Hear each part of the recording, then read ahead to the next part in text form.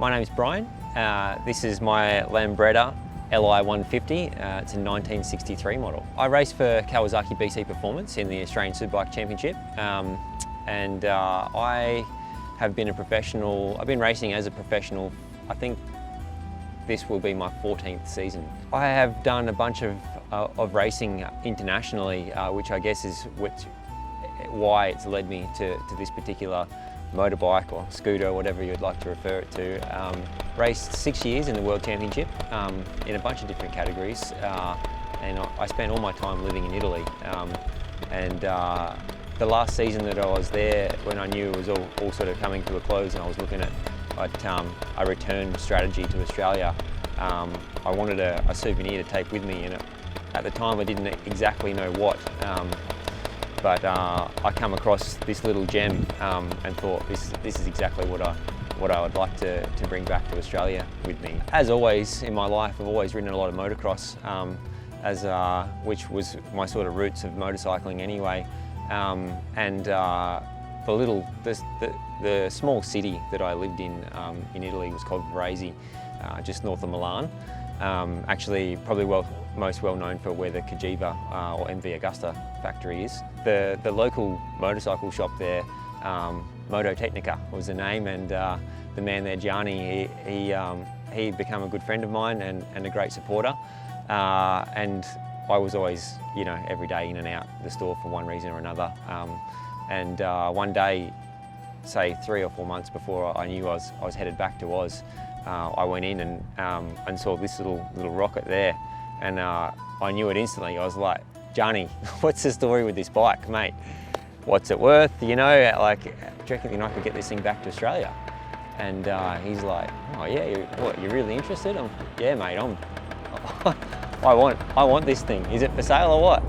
I guess it sort of went from there. I had never imported anything into Australia before, and I had 6 years of my life, of racing life in Europe, that I needed to pack up and get back here, which is a fair bit when you look at the racing, just the riding gear that you accumulate across 6 seasons. Aligning everything, say, to fly out for example, on a Wednesday, and have everything that I needed packed up, ready to be loaded into this container. My apartment shut down, all the aspects of my life over there ready to get on a Tuesday afternoon to drop it all off, close it all up, and then fly out the next day. Was a lot of organising, anyway, in the end, there's a few mistakes that were made as to exporting the scooter. Everything but the Lambretta left Italy that day, and thankfully Gianni at Moto Tecnica took the bike back. It sat there in its crate for the next 12 months. So yeah, it's not action packed. It's a great cafe bike.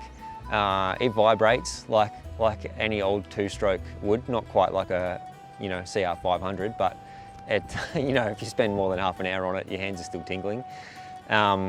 It's not fast, but it probably should be a lot faster. It's a 152 stroke. It still goes fine, especially even with 2 people on it. You can cruise along on any road, say, other than the freeway. Man, it's great. It's comfortable as. It's clunky and old. If you don't engage the gear correctly, it'll jump straight out. It doesn't like to be over revved. It doesn't carburate that well down low. And it's almost 60 years old and very temperamental. So,